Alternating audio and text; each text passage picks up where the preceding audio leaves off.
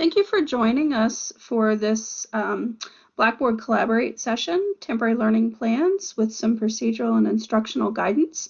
I'm Dawn Schaefer. I'm the coordinator for due process and eligibility, and I have two colleagues with me this afternoon.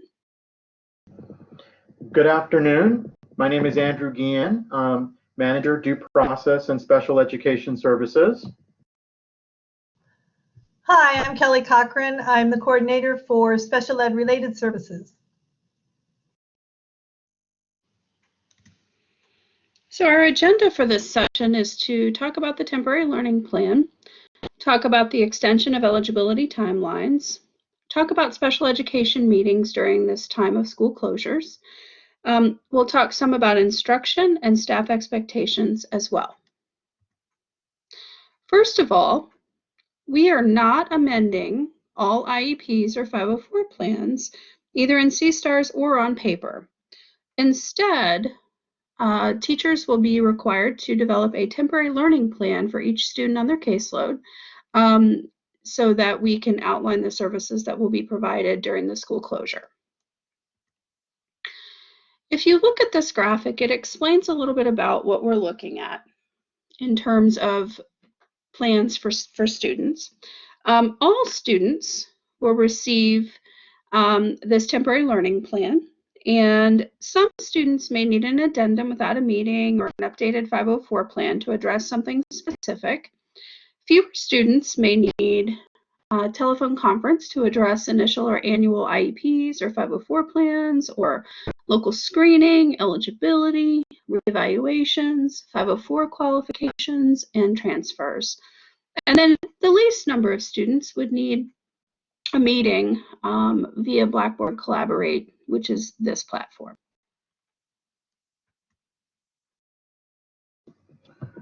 Okay, thanks, Dawn. So one of the things that we've done here at Due Process is we've worked to develop a procedural toolkit during COVID-19 and distance learning. And so what you see right in front of you is our intranet page. There's going to be information added, including this recorded presentation, as well as a copy of the PowerPoint. But you'll want to come here for frequently asked questions, tech questions, some guided language that you might want to put on some of your plans and other documents. So I would start here first, and then of course if you have questions, we will give you some more information at the end of the training.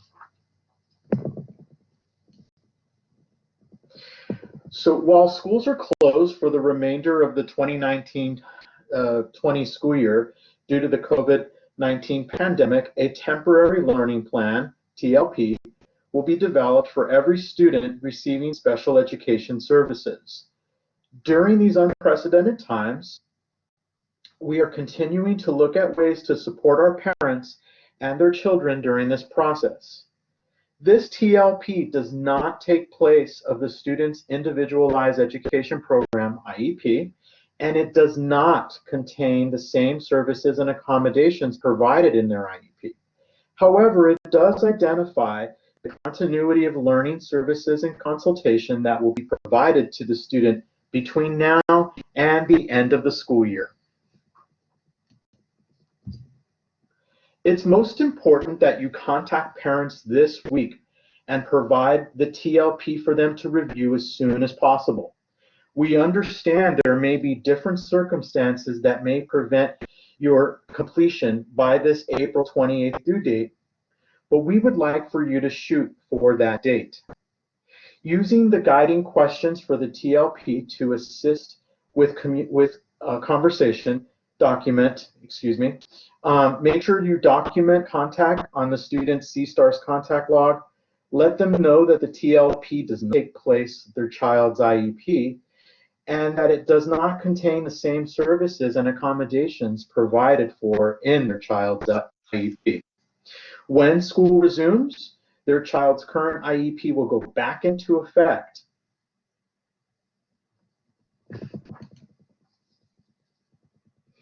So during the phone call, reassure the parent that we will be providing students with instruction on selected goals and assist with accommodations during designated times weekly. Discuss the following with the parent and document the parent's response to the following considerations. How are you and your family doing? We hope everyone is well. This is a stressful and difficult time for everyone. Does the student have a device and internet access for these supports? Does your child have the ability to engage independently, i.e. use a laptop, keyboard, camera with a special education provider via digital platform? Do you have the ability to commit time to support your child's access to digital learning? Are there specific accommodations that you believe are appropriate for your child?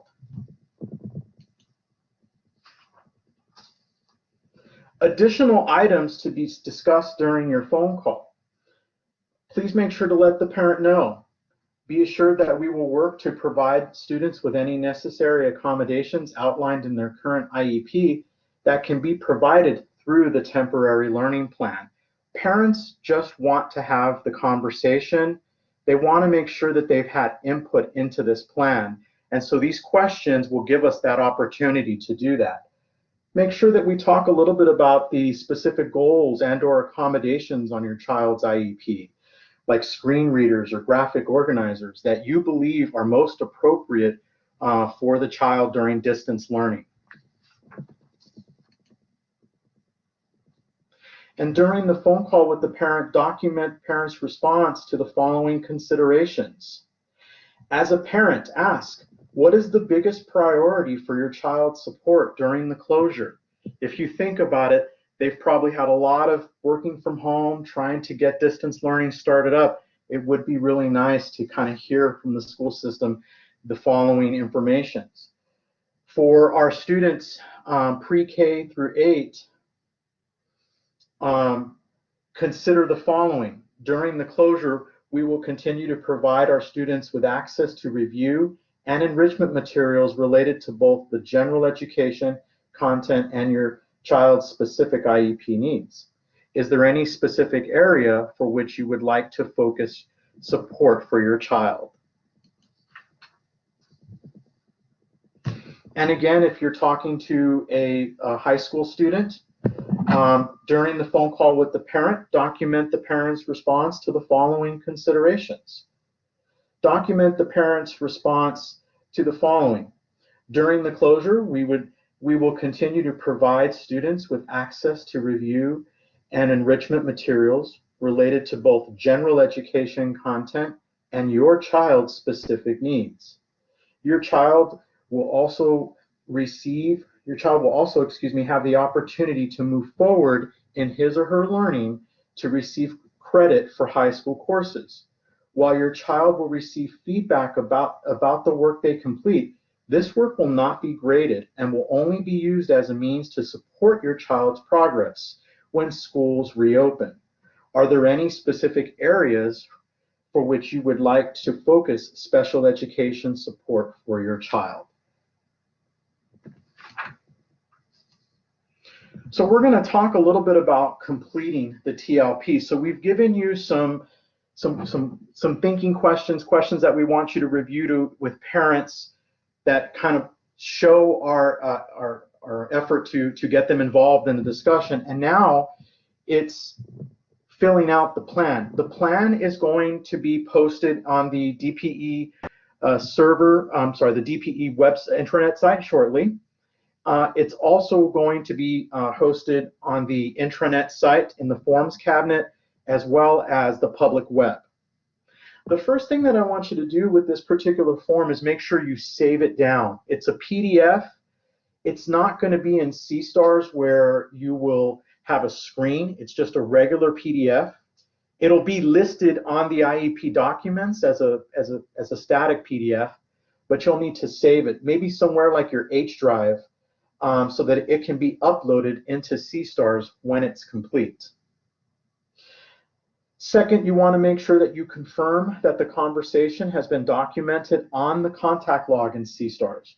While we're not using the IEP during COVID-19, we are using our C-Stars contact log to document all of our conversations with parents.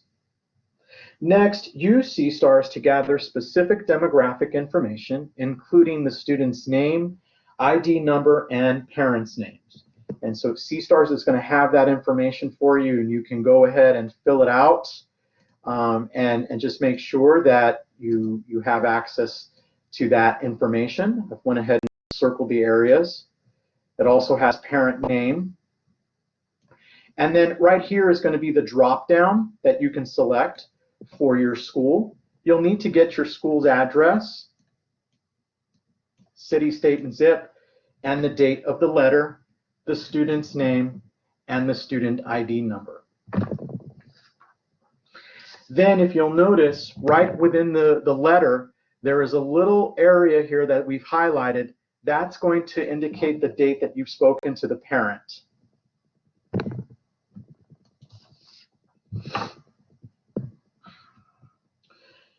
Next, you're going to go ahead and document the goals and short-term objectives that will take place during distance learning. When documenting IEP goals into the TLP, consider whether the student's goals and/or short-term objectives support synchronous and asynchronous instruction during distance learning. Please remember, many of our low-incidence students have IEP goals with many short-term objectives. During distance learning, teams should prioritize the goals and short-term objectives that address distance learning. Remember, not every goal or objective might be appropriate in the TLP for distance learning. Another reminder is that this information typed in the text box will grow. So the IEP PDF, I'm sorry, the TLP PDF in front of us, whenever information is typed in here, the box will definitely grow to accommodate the information.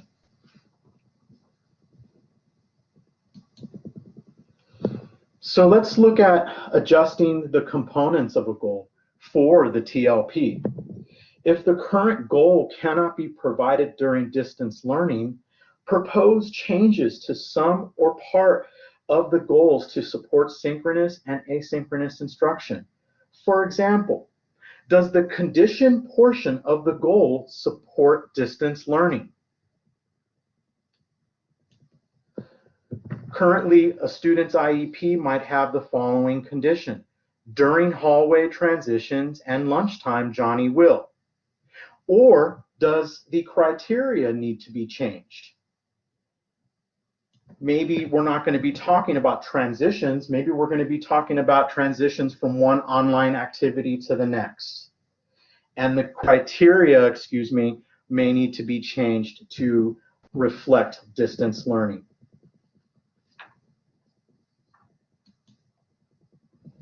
When documenting IEP accommodations and modifications in the TLP, consider whether the student's accommodations and modifications can be implemented during online format.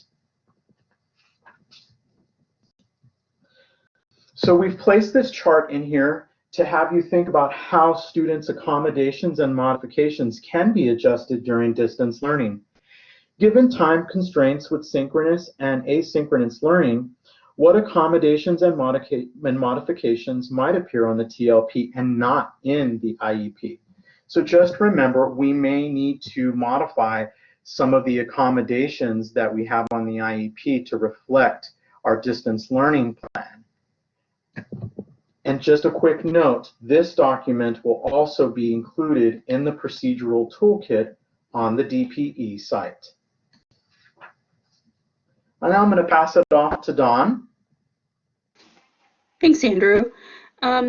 This graphic shows some thoughts and guidance that we have regarding the support and services on a TLP for students in pre-K through elementary school.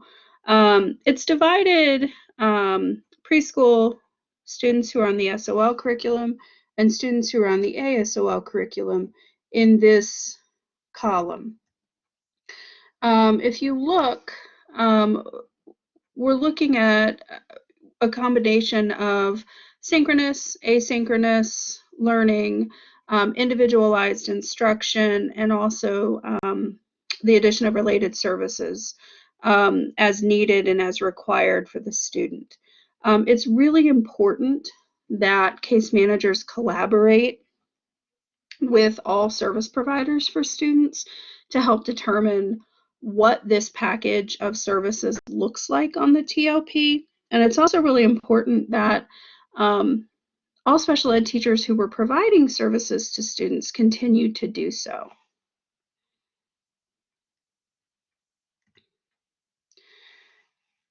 This second grid is for middle school and high school. And one main difference is right here in this first row, because students in middle school and high school are generally running their bell schedule in terms of that instruction that's occurring. And that would be dependent on the courses that the student is enrolled in.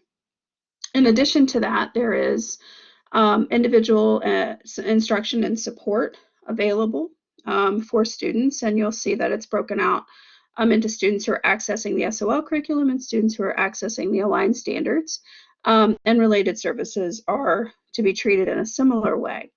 One thing that I want you to know is that these two charts are going to be posted in the procedural toolkit that will be on the DPE intranet site, and that it's really important to talk to parents about what you think and get their input, and that's why we were including the guiding questions.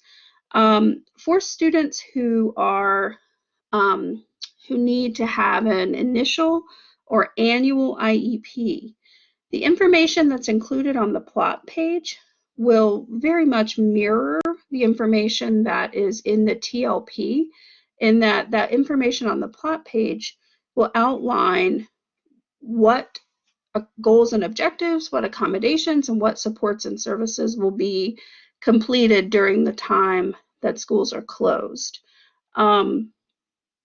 That guiding language will also be available on the procedural toolkit on the DPE intranet site. So services, of course, you would do services much the way that you did services or did goals and objectives and accommodations. Some other things to think about: how will a team teacher provide support? How often is the student included with his or her general education peers for distance learning?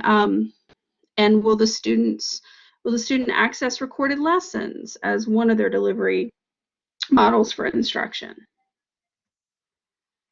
So also consider related services, much as we talked about a few minutes ago. And again, another reminder, I can't emphasize enough to collaborate with all the service providers for the student. That includes anyone who's providing counseling through the IEP and any other related or additional service providers.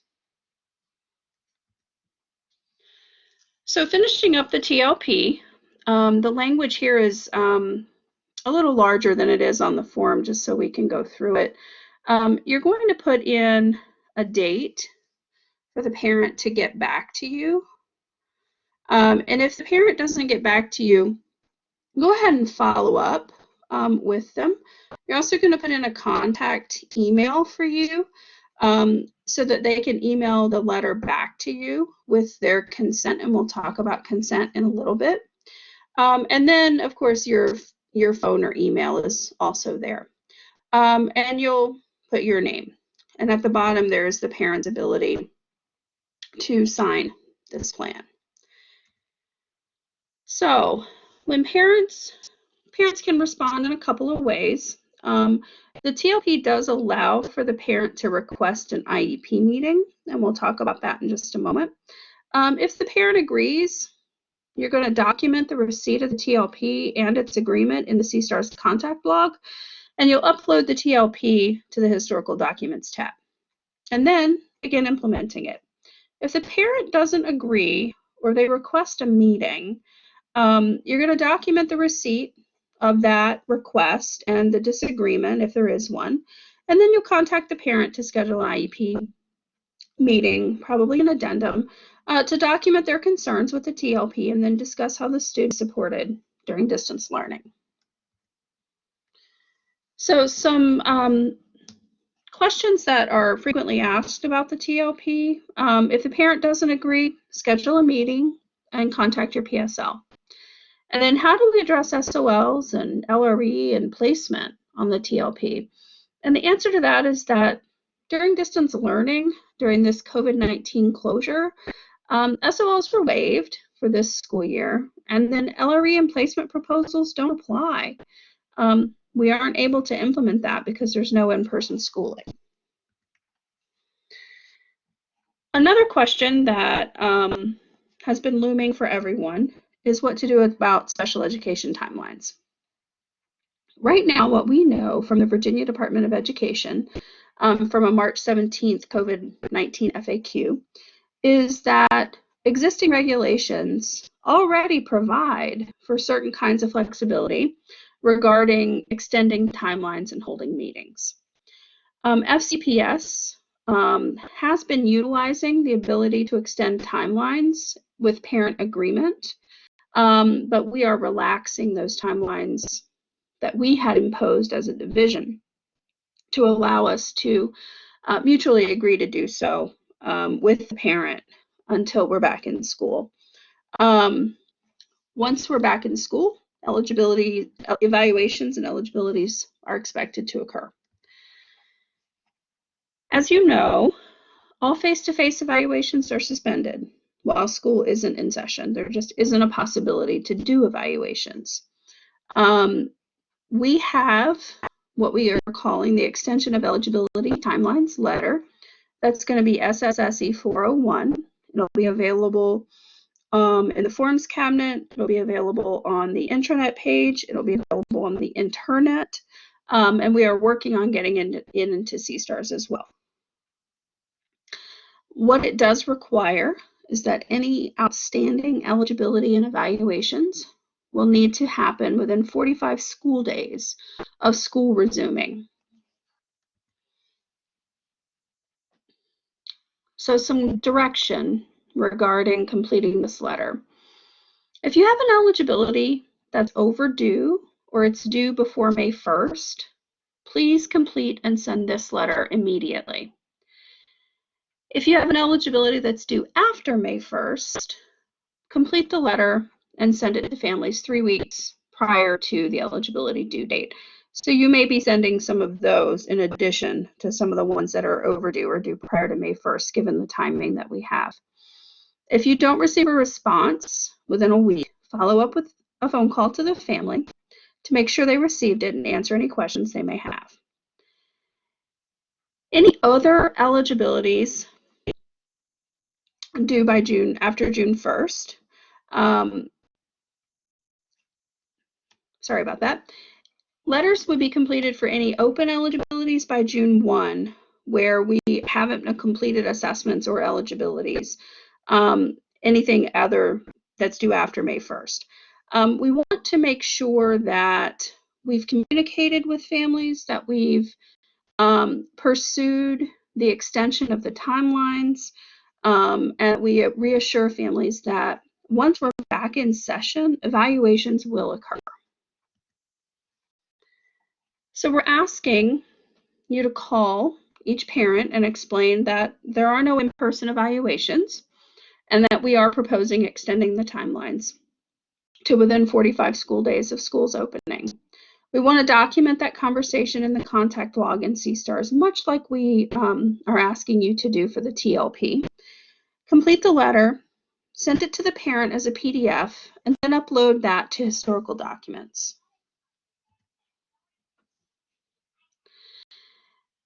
This is the form, and it's very much like the TLP that we saw just a few minutes ago, except that the date should be the date when the letter is written, and we're hoping it's about 3 weeks before the eligibility due date. We understand that some of these letters are not going to be written 3 weeks before, but we're hoping once you've dealt with any backlogs that you have that it will be about that amount of time. This is the bottom of the form. you'll see number 1 is asking for the parent to agree and reply no later than a certain date.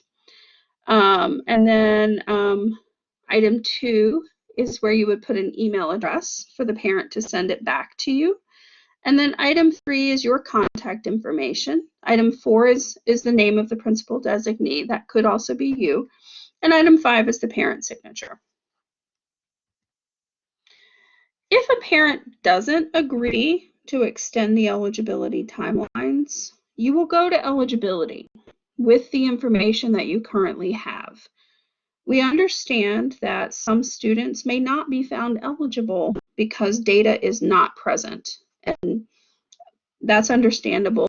You can assure the parent that the student could be re-referred to local screening once we're back in school. But you do need to make a decision with the information you have if a parent doesn't agree to extend those timelines. So now we're going to pivot to meetings and talk about the various special education meetings. So we are asking that local screening continue. We continue to have a responsibility for child find activities as a school division. And we know that many schools have local screenings that need to occur because referrals were received in the 10 days prior to the school closure. Some folks have received referrals since then. We are asking school teams to collaborate and develop schedules that are similar to those that are used during this, during the school year. Continue to determine whether evaluations are required and request evaluations if they are required, but then complete the eligibility, the extension of eligibility timelines letter to let parents know that your child will be evaluated when schools resume. Again, eligibility meetings would address that extension of eligibility timelines, and then reevaluations would need to occur much as they would otherwise need to occur. It's important that folks consider whether evaluations are warranted at reevaluation, and that's a collaborative conversation with the folks who are on that student's reevaluation IEP team. ICE and 504 plans that are initials or annuals will continue to need to be completed within timelines. And again, we understand that there are some that are out of timelines. I apologize. One of my children just interrupted. I apologize. IEP and 504 plans are to be completed. And again, one major difference that we have at this point is that draft IEPs and draft 504 plans can be sent to the parent prior to the meeting. We hope that that will facilitate the conversation that needs to happen during that meeting, so that parents have something written to follow along with while they're on a teleconference. Again, addendums may be held, whether those are with a meeting or without a meeting. If you have any transfers, and most transfers do go through the lead teacher, department chairs in the building. But if you have a transfer, we really need you to contact the DPE specialist who supports your school. We're asking, rather than doing a transfer IEP, that you go ahead and do an FCPS IEP and contact your DPE specialist, because your DPE specialist is going to need to assist with some eligibility information on the back end of CRs. And again, Section 504 initial qualifications, if those are warranted as an outcome of local screening, those would need to occur as well. Consent is also a little bit different at this time. We would like you to present the parent with whatever the proposal is. Allow the parent the opportunity to provide verbal consent, and then document that verbal consent on the PWN that follows the meeting. If a parent does not want to provide verbal consent, that's fine.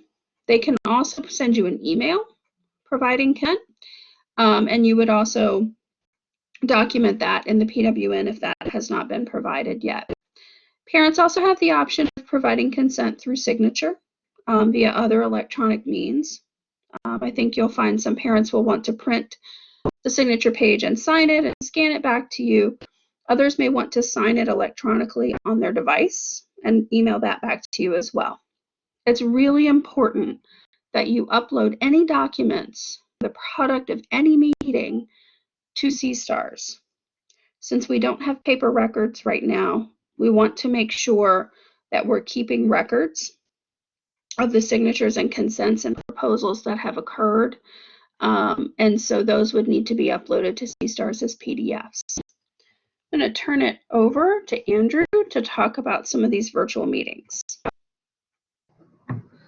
Okay, thank you, Dawn. So we covered this at our last meeting, but by now all the schools were assigned a temporary conference line through the AT&T services.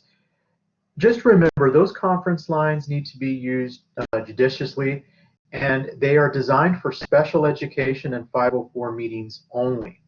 Now, the big difference between the last time that we were able to talk to you and now is that FCPS has also approved for us to use Google Meet as an alternative to the teleconference line. So just make sure that when you are having your IEPs over the phone, teleconference line, or Google Meet, that you follow the same best practices. Try to send the information home in a draft ahead of time, and then follow what Dawn had mentioned about consent. The really important thing to note here is that schools are going to have to get really, really tight and come up with a process for scheduling that conference line. Unfortunately, the division just does not have any other means at this point to provide additional conference lines. And then just remember, Zoom is not approved right now to hold any special education or 504 meetings at this time.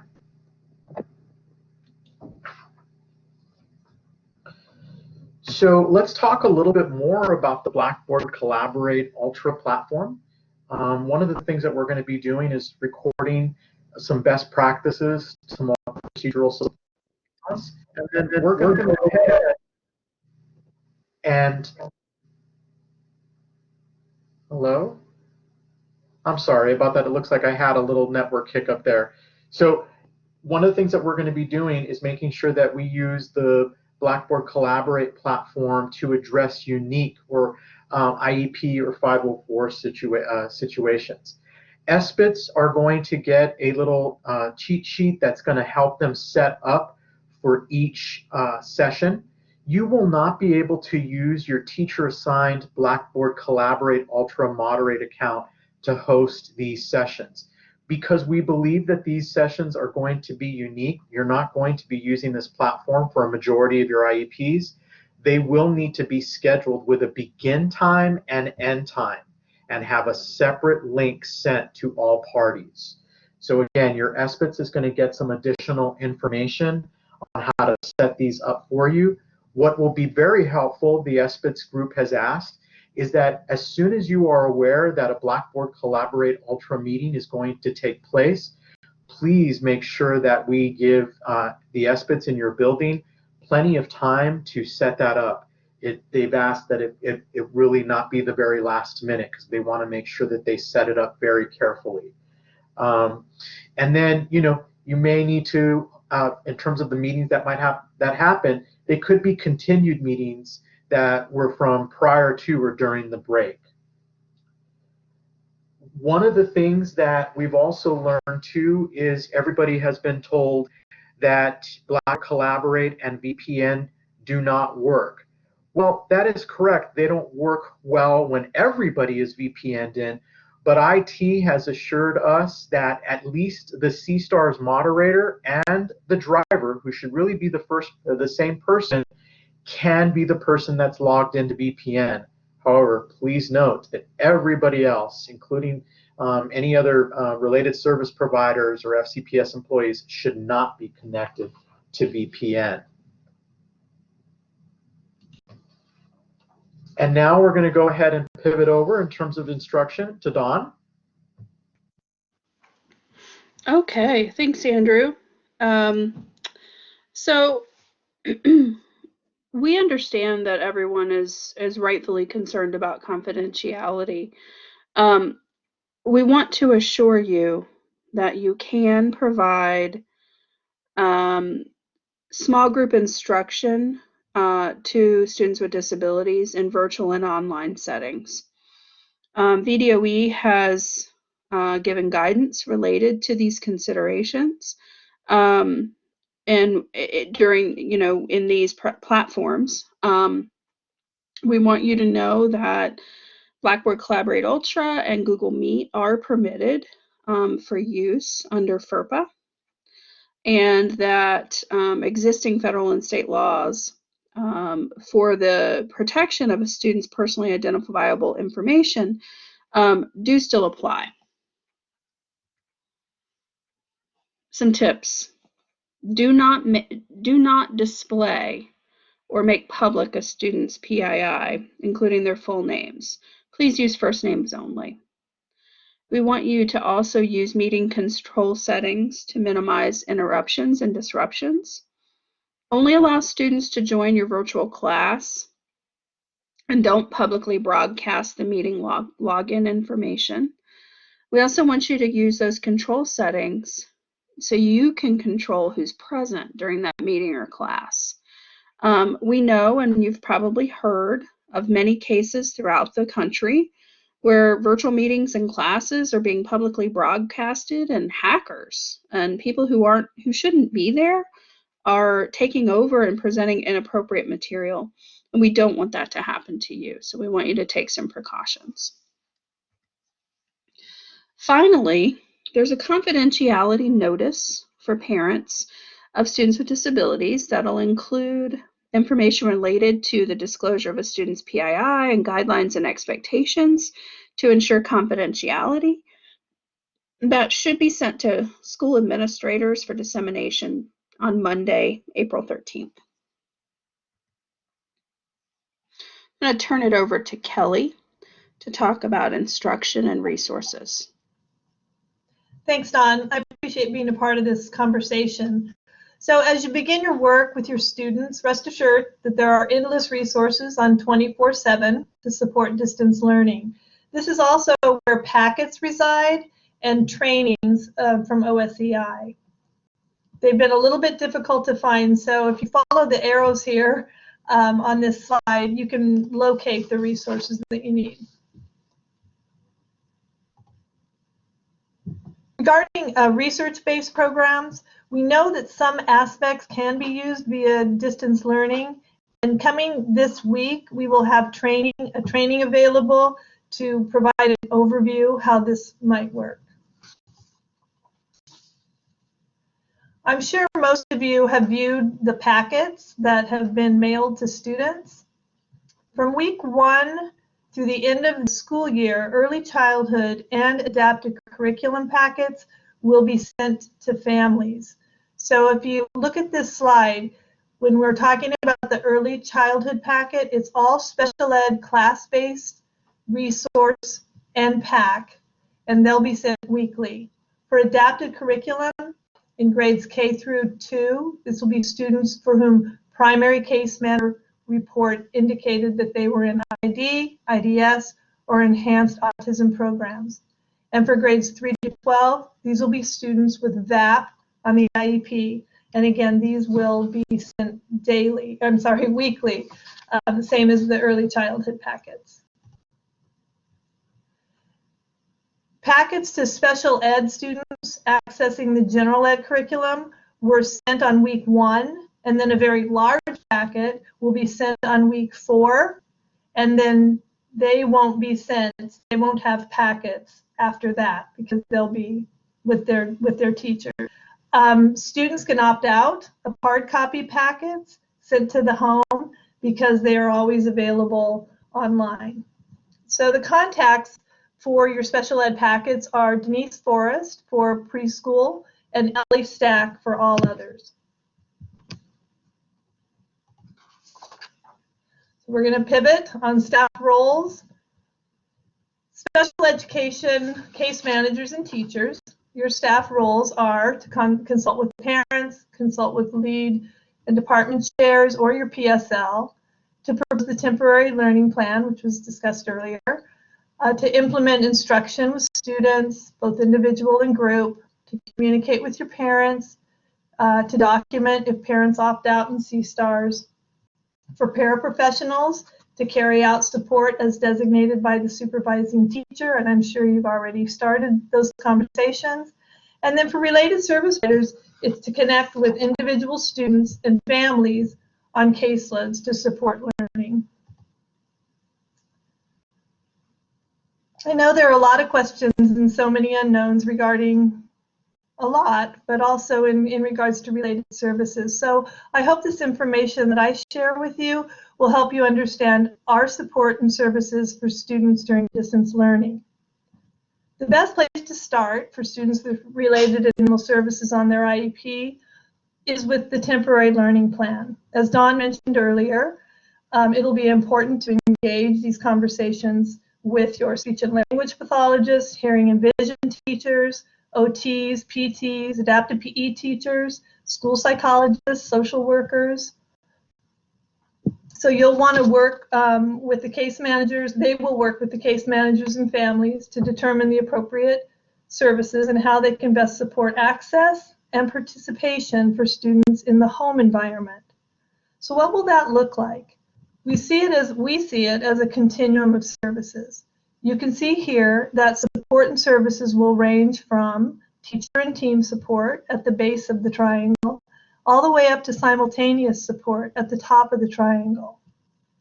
When you look at teacher and team supports, you'll find that all students fall into this range of support. Here, your related and additional service providers will be available to school teams for problem solving. For the most part, this level of support would include the universal design for learning principles that support all learners. As you move up the continuum to the next level, service providers will be collaborating with teachers and case managers to determine what accommodations might be needed within the home environment. For example, how will instructional materials be presented? How do these materials need to be adapted so students have access? Service providers can help with that. It's incredible the amount of work that has already been done for our students, especially students with hearing and vision impairments. All of this is a work in progress, and we're hoping that everyone will practice patience and understanding for school teams and families. The next level on the continuum is targeted support of families and students. At this level, more is required from related and additional service providers. Think of a coaching model here. For example, the student's occupational therapist may target support in the form of a phone call, email, review of work samples, video modeling of tasks and activities. And as always, service providers will collaborate with the teacher and case manager. At the top tier, students require an even deeper level of service, such as real-time multimedia support with the family and the student. This support can be synchronous or asynchronous. For example, a speech-language pathologist may provide feedback after observing a student during functional activities intended to support the student's IEP.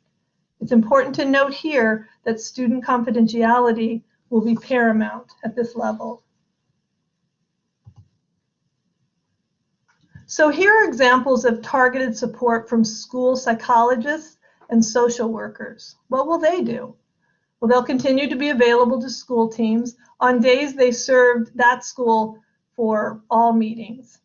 They'll collaborate with teachers to incorporate social emotional learning lessons. They'll consult with special ed teachers and provide services to support social emotional learning and mental health, including behaviors that interfere with learning. They'll engage in targeted outreach on a regular basis. They'll provide student clinic and parent clinic consultation. They'll work with families to maintain connections with private providers, and they'll help families access community resources. I also want you to know that related and additional service providers will have additional responsibilities to ensure that students and staff have the support they need. So they will participate in virtual special ed meetings with school teams, so please don't forget to invite them. They will maintain a daily schedule, just as teacher level staff are doing at school sites. To the extent possible, they will align their office hours with student and school schedules, but a fair warning here is that this will be difficult for service providers who have students at multiple school sites, so be patient. Program managers and supervisors from speech therapy services, adaptive PE, ATS, vision and hearing will all hold office hours on Monday and Wednesday from 2 to 4 p.m.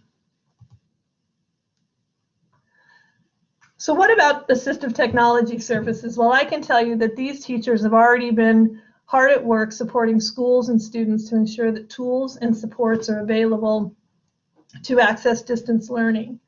They're providing support to school-based technology teams, teachers, school teams, central office staff, students and families.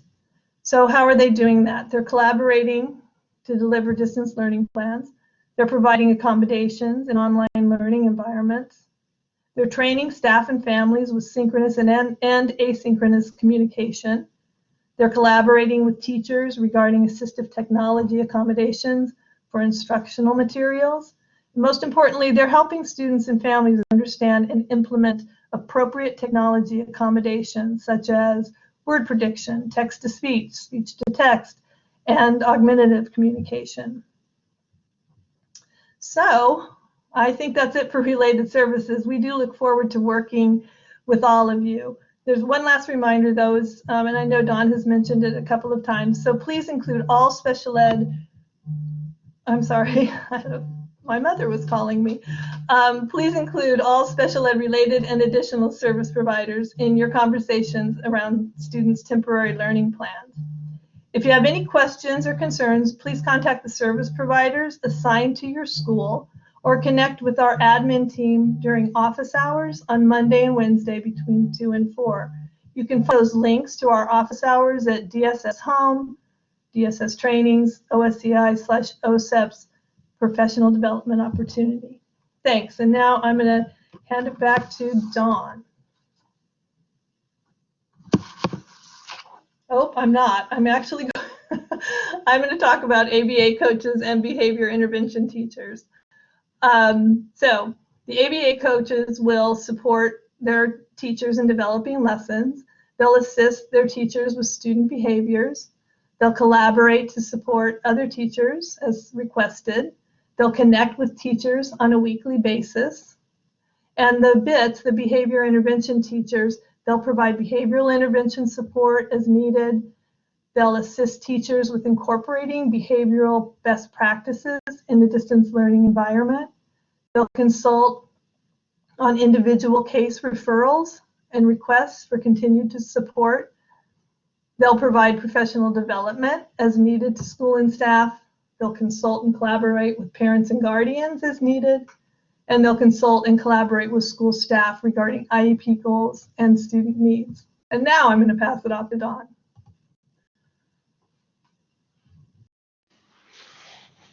All right, thank you. So some ways to obtain assistance. OSEP's office hours will occur Mondays 1 to 2 p.m. and Fridays 10 to 11 a.m. Those will be posted on the Intranet COVID-19 Toolkit on the DPE site that we've been referring to. I believe those are also going to be posted in the list that OSEI is keeping. You can also email DPE help. You can contact your PSL. Please don't hesitate to contact the Office of Special Ed Instruction for instructional questions. And again, the procedural toolkit that's on the DPE intranet, we think you'll find really helpful. Andrew, do you want to close us out? Sure. Thanks, Dawn. Okay, so I'm sure you've seen some variation of this through your online trainings past 2 weeks, but just remember, we really are in uncharted territory. And as you've seen, we don't have all the answers, but they're coming. And the reason why they're coming slowly is we want to make sure that we give them to you as accurately as we can. So, we appreciate your patience. And remember, the distance learning and the TLP are not meant to recreate school. If you have any questions, again, please reach out to us. We look forward to assisting you. Thank you very much, and we hope you have a successful first week back.